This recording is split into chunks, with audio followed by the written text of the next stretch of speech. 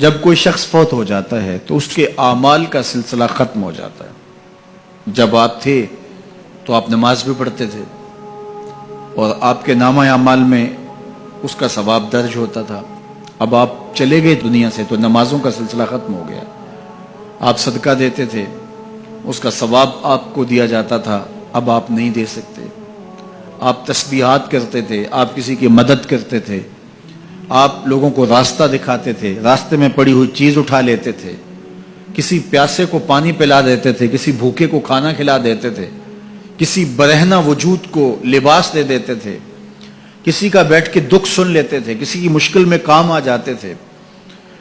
آپ حج کرتے تھے، آپ عمرے کرتے تھے، آپ قرآن مجید کی تلاوت کرتے تھے۔ یہ کتنے اعمال خیر تھے جو آپ بجا لاتے تھے، لیکن جب موت آئی تو یہ سب کچھ ختم ہو گیا۔ الا من ثلاثہ، لیکن 3 اعمال کا ثواب ہے جو اس کے نامہ اعمال میں درج ہوتا رہتا ہے۔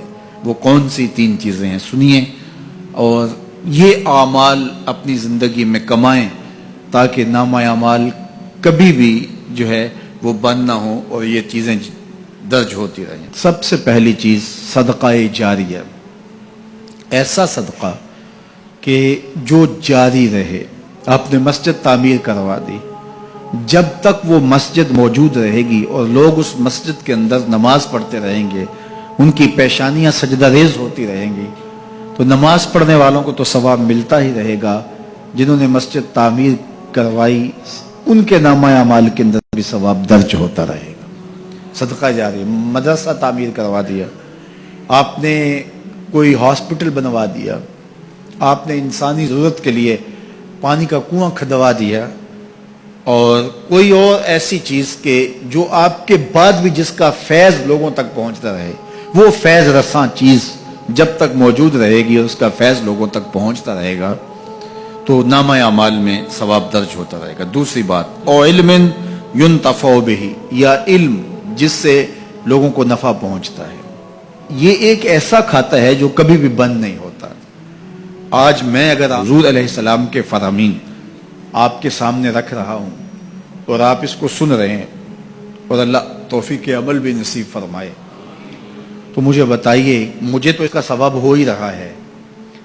اب جس استاد نے مجھے پڑھایا ہے اور یہ سکھایا ہے، یہ جتنے لوگ سن رہے ہیں سب کا ثواب میرے استاد کے نامہ اعمال میں درج ہو رہا ہے، اور میرے جیسے اور بھی شاگرد ان استادوں کے جو اگر یہ کام کر رہے ہیں تو ان کا ثواب بھی استاد کے کھاتے میں درج۔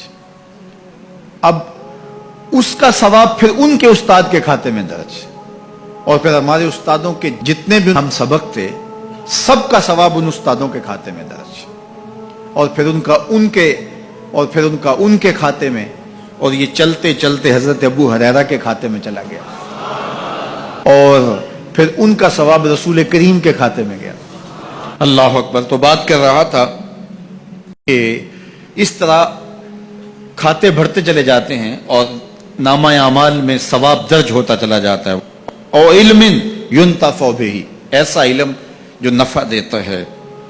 او ولد صالح يدعو له، تیسری بات، صالح اولاد جو ماں باپ کے لیے دعا کرے، اور ماں باپ کے لیے جب دعاؤں کا سلسلہ اولاد کی جانب سے جاری رہتا ہے تو وہ صدقہ جاریہ ہوتا ہے۔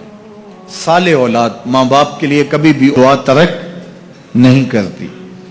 اولاد صالح تبھی ہوگی کہ وہ 5 گانہ نمازی ہوگی، اور 5 گانہ نمازی اولاد اہتمام سے دعا نہیں بھی کر پائے گی تو دن میں کتنی مرتبہ کہے گی، ربنا اغفر لی ولوالدی، اے اللہ مجھے بھی بخش دے، میرے ماں باپ کو بھی۔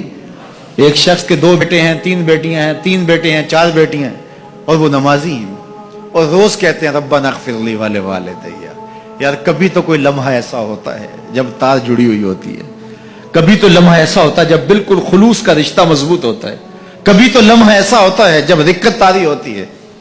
تو بچپن، لڑکپن، جوانی، بڑھاپا، روز دعا مانگ رہا ہے ربنا اغفر لی ولوالدی، کبھی بیٹی مانگ رہی ہے، بیٹا مانگ رہا ہے۔ تو صالح اولاد کی دعائیں ماں باپ کے درجوں کی بلندی کا ذریعہ ہے۔ تو 3 چیزیں ارشاد فرمایا کہ یہ منقطع نہیں ہوتی، صدقہ جاریہ، علم نافع، اور صالح اولاد۔